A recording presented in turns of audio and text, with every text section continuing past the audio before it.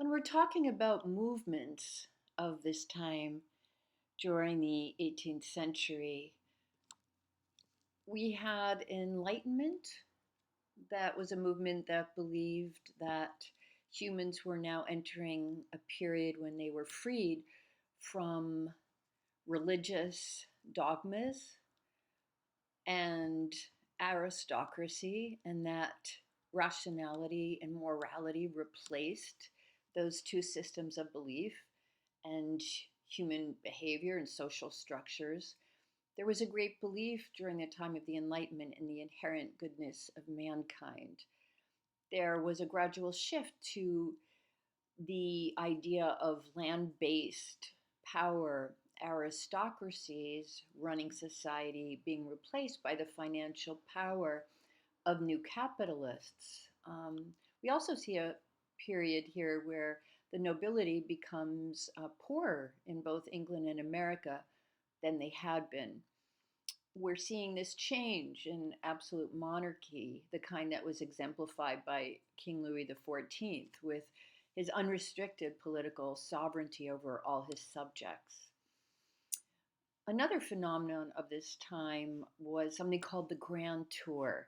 It was the trendy thing to do, de rigueur, as it was called in French, for wealthy Americans and English and Northern Europeans, both men and women, to make a cultural pilgrimage to Southern Europe, primarily Italy, to view sites of neoclassical, classical Greek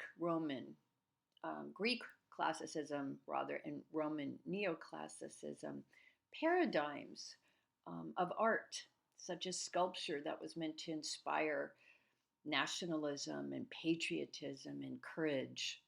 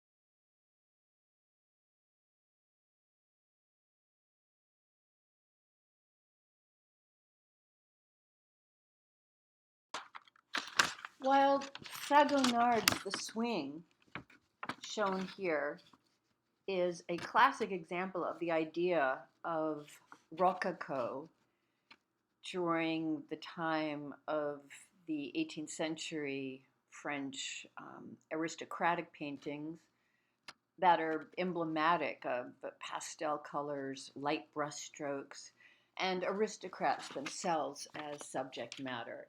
There's a sort of saucy portraiture or lightness, flippancy sometimes, to the subject matter, the content of these images, as well as frequently pastoral settings. We also can identify the swing as a classic example of a category of that kind of painting, of Rococo painting during this time, that is called fête galante, in which aristocrats are depicted frolicking in gardens. So it's a sort of spot on example of both of those things. The swing was commissioned by a rather notorious French, let's call him a swinger himself, or a libertine, a baron, the Baron Saint Julien, as a portrait of his mistress. And he instructed Fragonard, who was chosen after some other painters turned down this request for a commission. I should like you to paint Madame seated on a swing, being pushed by a bishop. That's not exactly what occurred here. However, Fragonard leapt to the occasion and he produced what became the most iconic work of the French Rococo style, as well as mentioned of the category of painting called Fête Galante. So in the foreground, we see the playboy, Baron himself depicted. He's reclining in this shrubbery in these very sort of lushly painted bushes, one arm's outstretched towards his mistress's skirts. And some of his other very specific instructions to Fragonard were place me in a position where I can observe the legs of that charming girl. We see here Fragonard fulfilling the Baron's specifications to a T, really. His mistress is flying through the air on this swing, her shoe flying off in the heat of the moment, even we might call it, sort of giving herself away to this idea of frivolous abandon. In the background of the painting, we can see that what was originally going to be the bishop has been changed to the mistress's husband by Fragonard, the painter. The husband is playing a lesser role, while the Baron is the subject, the male subject, illuminated in a way under his mistress's dress. What else do we have in this painting? We have two cherubs below the swing that they appear somewhat involved in the, let's call them the illicit or frivolous actions of the humans above them.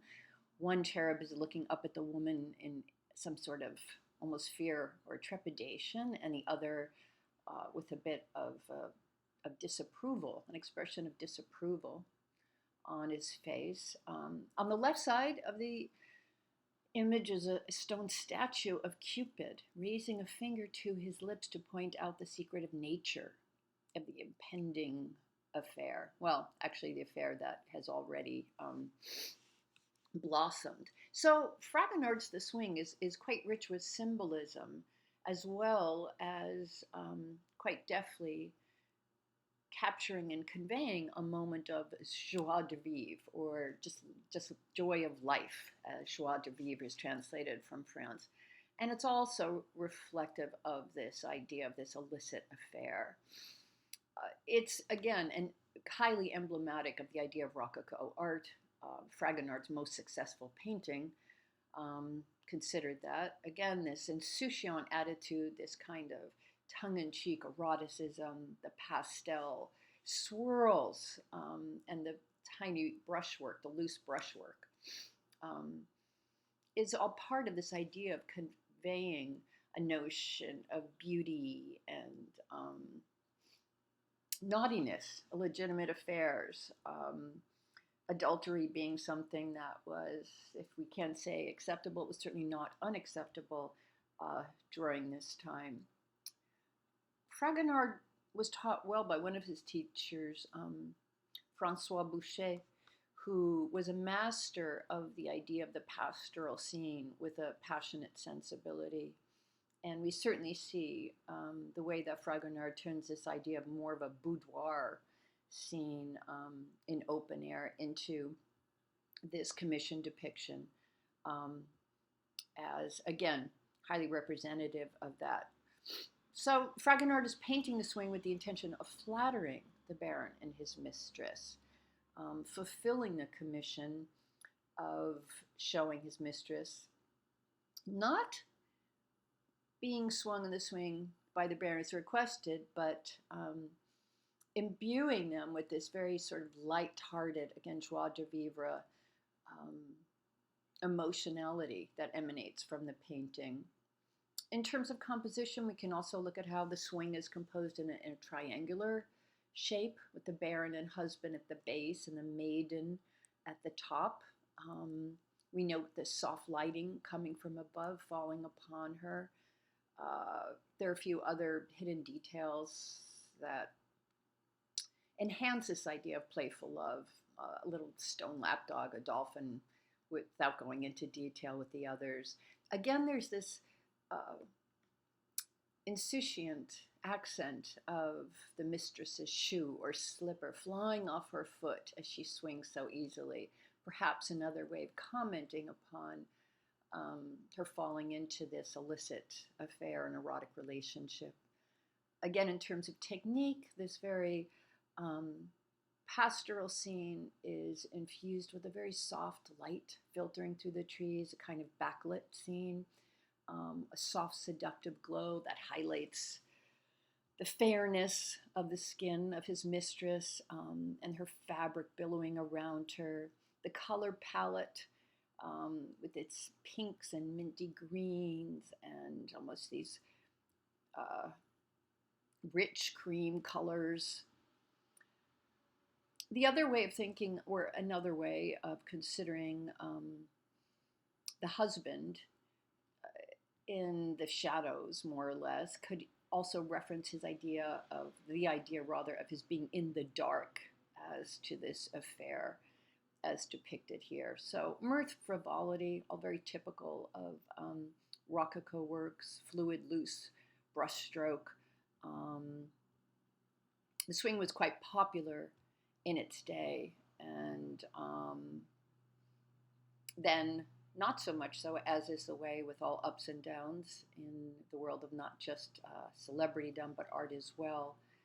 Um, as we moved into the more classical subject matter, as we will shortly in this lecture, of neoclassicist paintings such as Jacques-Louis David.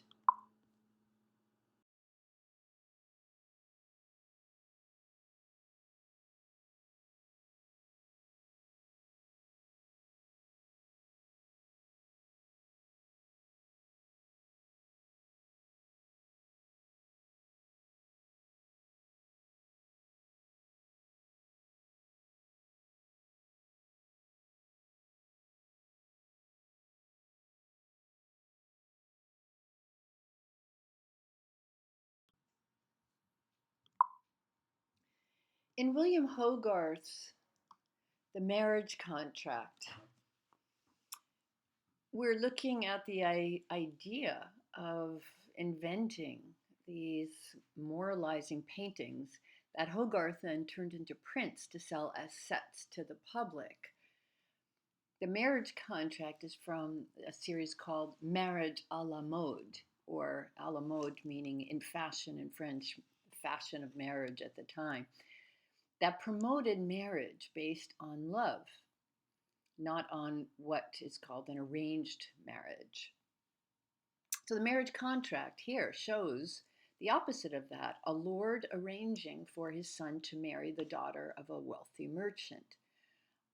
And the nature of this betrothed couple as a couple is one that is entirely loveless.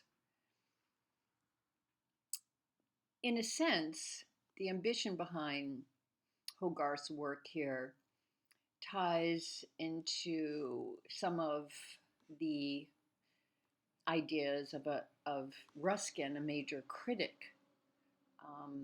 at the time, who was following an ambition that was became a distinctly British style um, and was more about social progress and the idea of art for social good.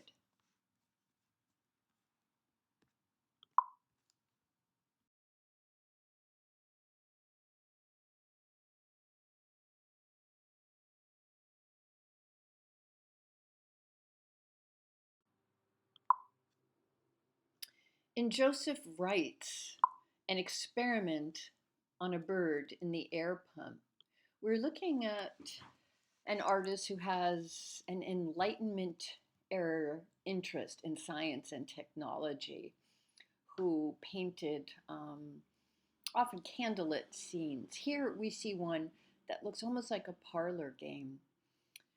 This painting is one that is very representative in terms of its content, its subject, its theme, of this rapid rise in technology in the period of, say, 1750 to 1800, um, and from there on. Iron as a building material during this period is radically changing the face of architecture, and we see this most dramatically in the phenomenon of the 1851 building of the Crystal Palace, um, and its unprecedented and large scale use of glass and iron. What we see here in Wright's painting is air being pumped out of a large glass vessel that is above the head of the scientist.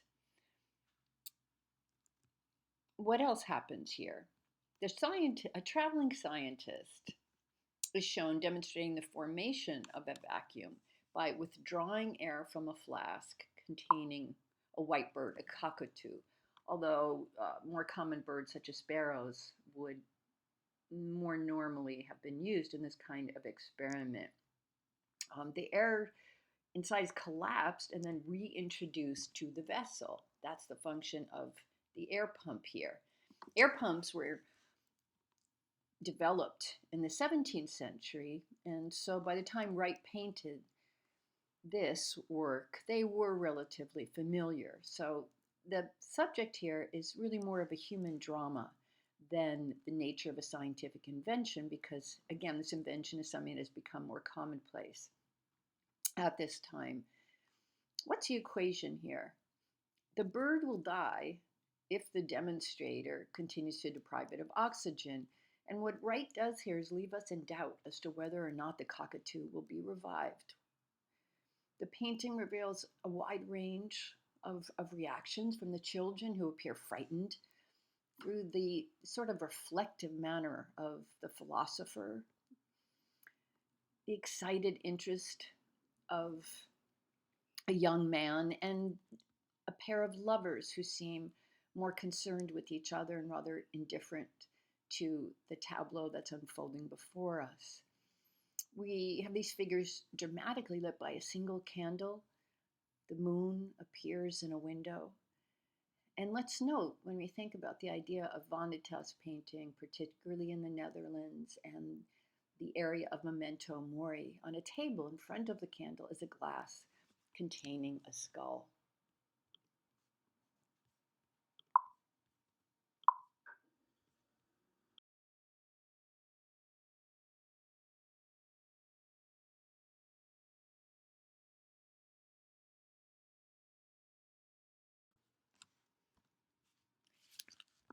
In Angelica Kaufmann's Cornelia pointing to her children as her treasures, we have a phrase associated with this painting and this painter, and that is the pointing by Cornelia to her children of the idea of "these are my jewels." She is the classical epitome of the good mother. She serves this mother as a prime example of the highest level of civic and moral authority, even. Kaufmann started painting early on. She actually was painting portrait commissions by the time she was 15, and then she turned to history painting, as she does here, which um, was noted at this particular period as the highest form of art in terms of subject matter.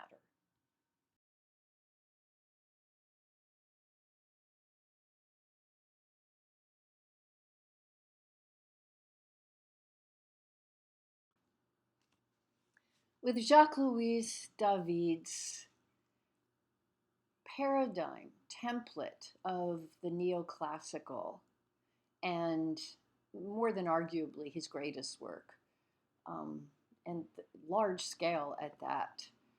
Um, Also very anti Rococo in terms of its virtuous and moral behavior, um, and of course in the way that it is painted as well.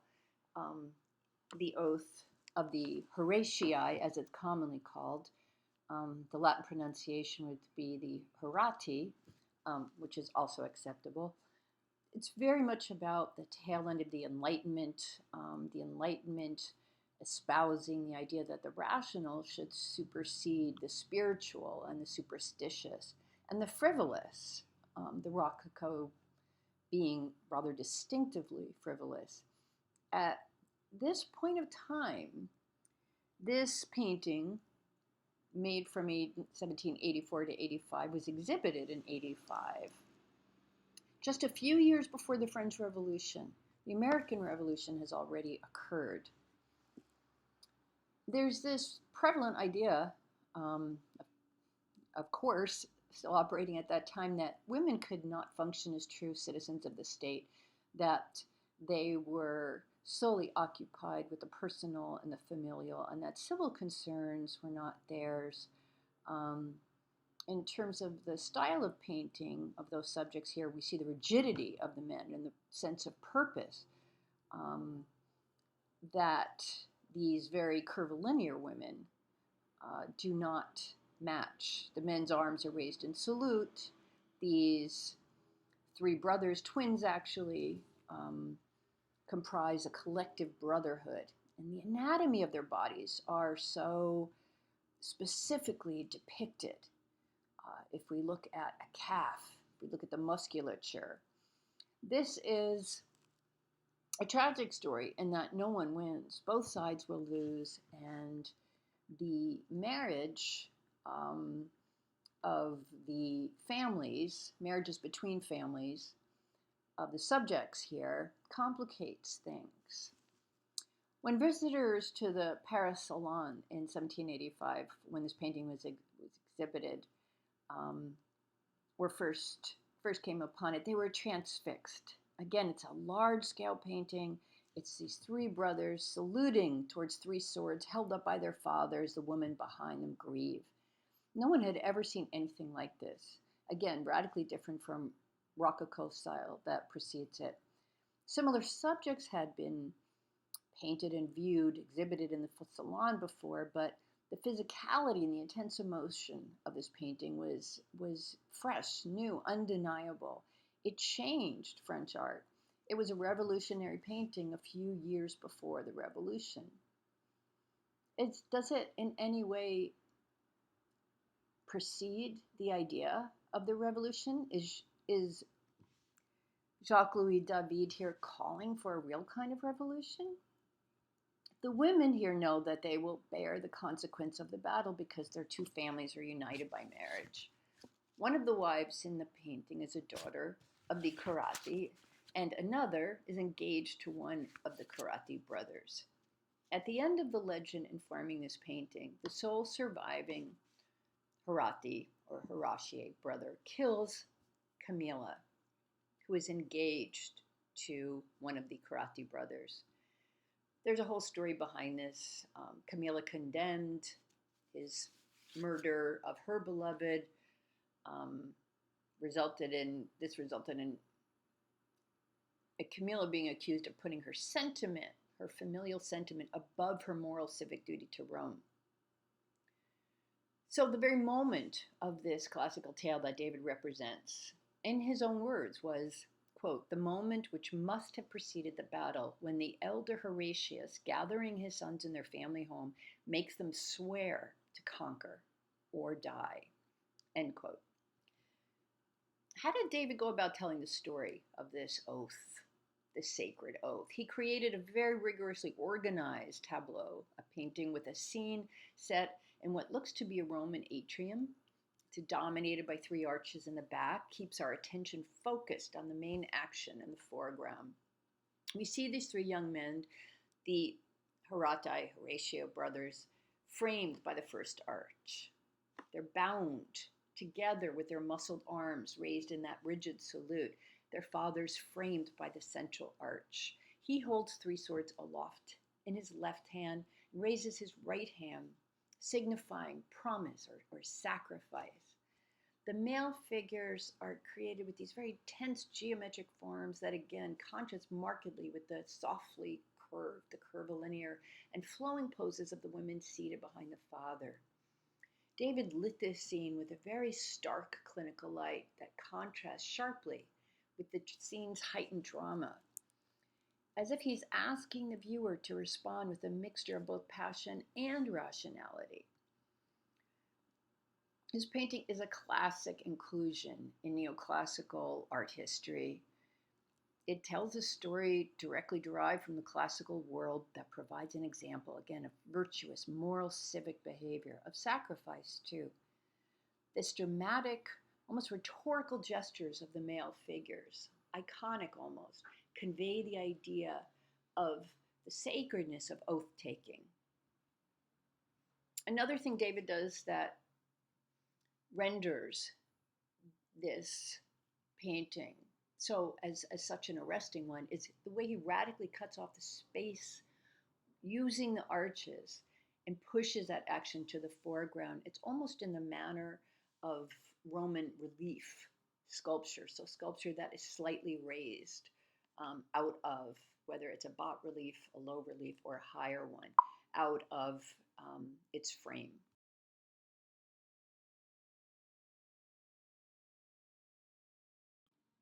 The Death of Marat is a second painting by Louis David. And in it, we have a storyline that's tantamount to a murder mystery. And I'm going to tell it to you as the kind of story that David intended to convey when he painted this and chose this theme as his subject matter. Here's the story. At 7:15 in the evening, in the year of 1793, after a run-in, kind of spat, an altercation with Marat's girlfriend, Charlotte Corday was admitted by the downstairs concierge, more or less, the building manager, to Jean-Paul Marat's room at number 30 Rue des Cordeliers. She had just bought and brought with her a large knife.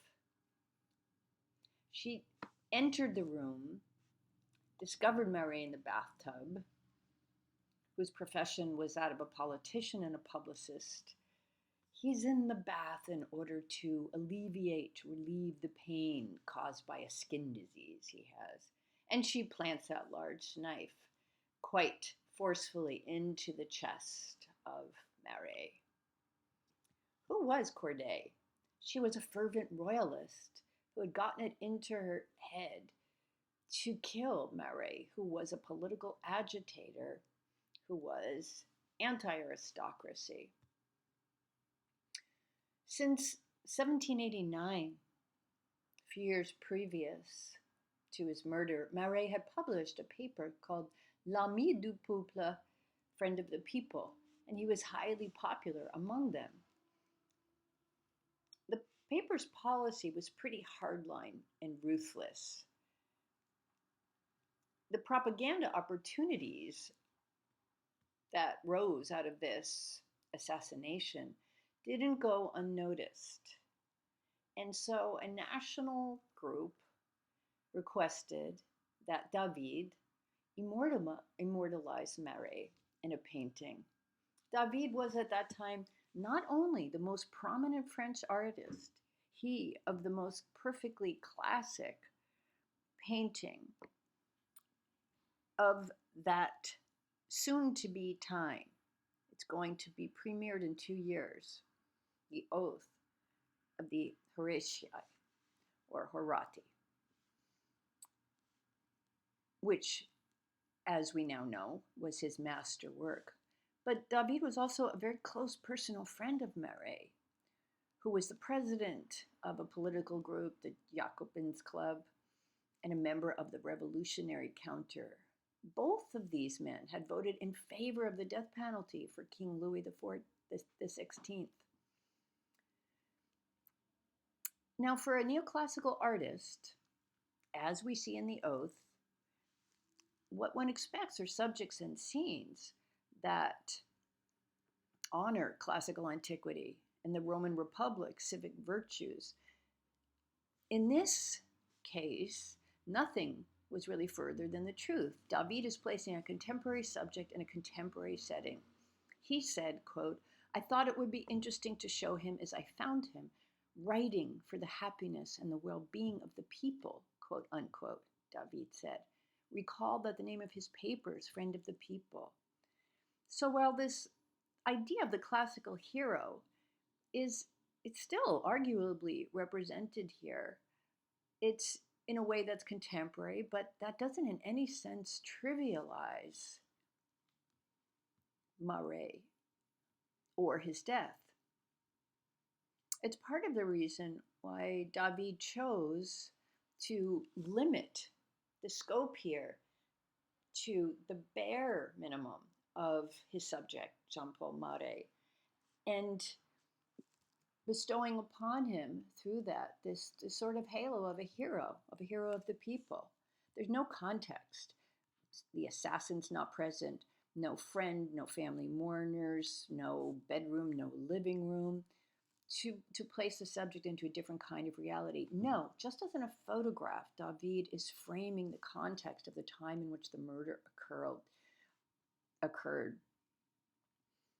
So what we see here in terms of other clues or signs depicted in this scene are just a few fragments that are now remnants of Marais' revolutionary activity, his writing implements, his altruism and public spiritedness represented through the letter he's writing, the suffering from his skin disease that he hoped the bath is going to ameliorate, and his heroic death, the bloodstained knife. These are the humble symbols that David combined to depict Marais as a generous hero who sacrifices his life in order to achieve his revolutionary ideas.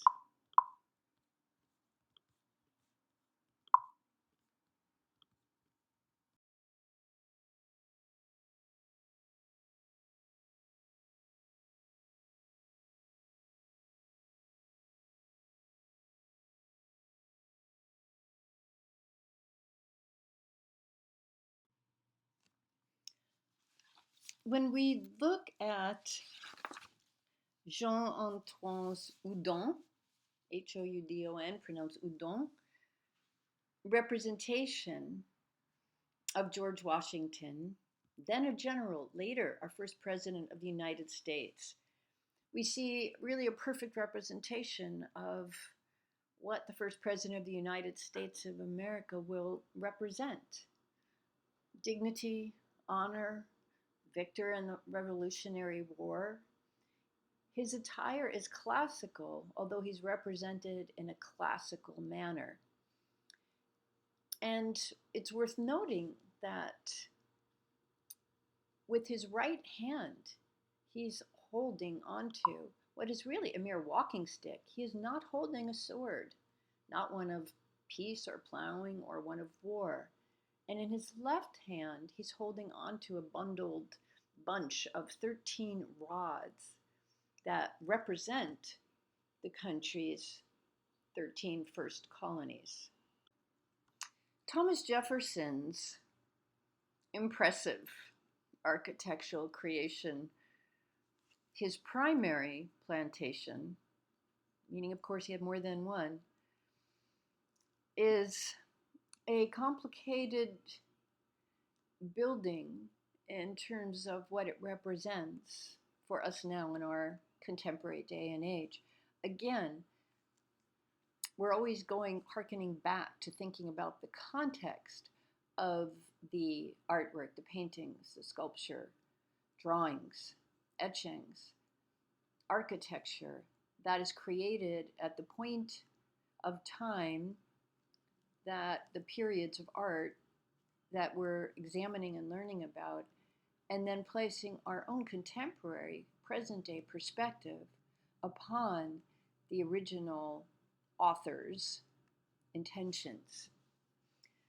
Thomas Jefferson, author of the Declaration of Independence, our third president, founder of the University of Virginia, a man who was not just a public official, historian, philosopher, who served his country for over 50 years, but also a plantation owner, one whose lineage, in terms of his progeny, who have come to light and who have been certified, documented as his progeny, as the ancestors of a former slave who worked for him on his plantation, casts a new light on this American hero, depending, of course, on your perspective and your point of view.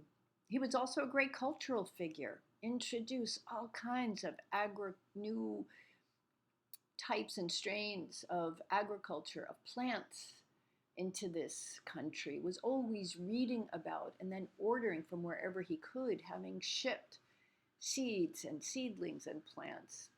He was at the forefront of American viticulture, with some of our earliest dedicated, not what are known as promiscuous or wild plantings. Monticello, which is a building that Jefferson began designing at the young age of 26 after he inherited land from his father as the luckier born to the Manor, or toward the Manor born members of our society, um, prominent members of not just our society socioeconomically, but of our political structure at that time, is certainly Jefferson's grandest achievement. So we can add architect to his list of accomplishments and accolades. This being a plantation, he used slaves for quite extensive cultivation of tobacco and mixed crops, the kind of crops that he was constantly investigating and attempting to upgrade. And he later shifted that tobacco cultivation to wheat in response to market changes. The property itself is a National Historic Landmark. It's a UNESCO site. How is it designed? More importantly, from an architectural perspective, neoclassical. If we think back to the Italian Renaissance architect Andrea Palladio, this is very much like Palladio's Rotondo. Jefferson reworked this kind of design throughout much of his presidency. He incorporated design elements that were popular in late 18th century Europe, and he modified them, thereby creating some of his own design approaches and solutions. How we think about what Monticello represents, again, is something that has changed over time. The classical elements in this structure, again, were somewhat common in France at that time, but definitely attributable, again, to Palladio and Palladian architecture. Palladian architecture is seen in its greatest critical mass in the Veneto region of northern Italy, not in America. So this building was even more original, unusual, and unique to its time, um, in that it was borrowing from the principles of this renowned neoclassical architect.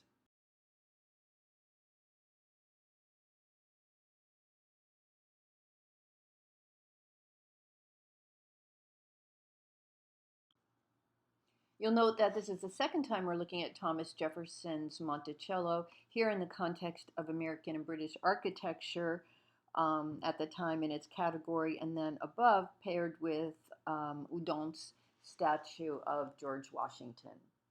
Same image, just looking at it in two contexts.